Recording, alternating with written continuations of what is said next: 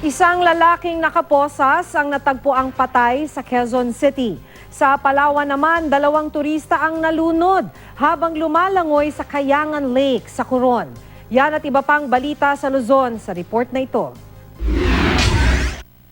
Ang masaya sanang bakasyon ng mga dayuhang turista sa Kayangan Lake sa Coron, Palawan, nauwi sa trahedya.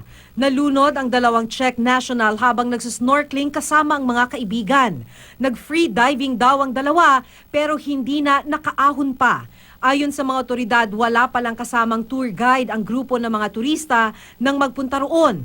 Dahil sa insidente, pansamantalang isinara ang lugar habang isinasagawa ang investigasyon.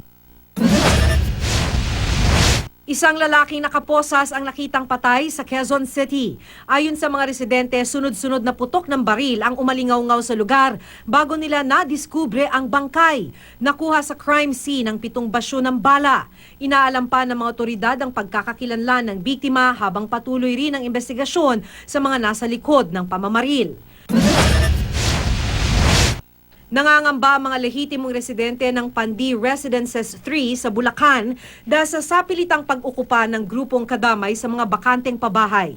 Gusto nga raw nilang umalis muna para raw hindi madamay sakaling umabot sa puntong gagamit na ng puwersa ang mga otoridad para mapaalis ang grupo. Kaba, nervyos kasi sa edad kong ganito, mag-60 anyos na ako.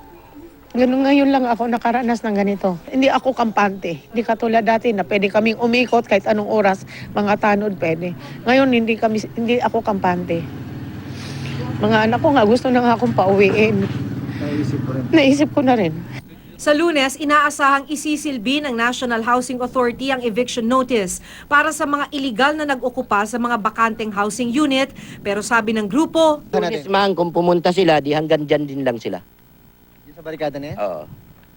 At dito namin isisettle, bago man kung mayroon silang sinasabing magsiserve. mag-uusap dapat kahapon ng NHA at ang grupo pero hindi sumipot ang mga miyembro ng kadamay.